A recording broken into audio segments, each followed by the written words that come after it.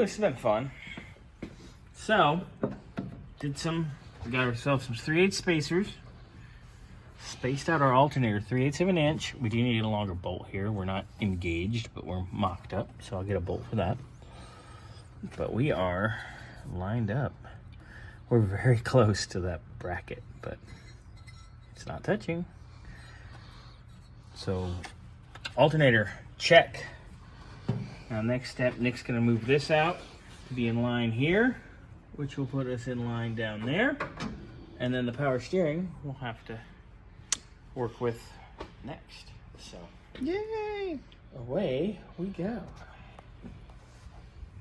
What do we got there? God, we're closer. I'm gonna say one more spacer and you should be right there. Yeah. Well, luckily we have that bracket that adjusts all the way forward. So It goes forward and back, yeah. So we can, if we go past a little, we can fine tune.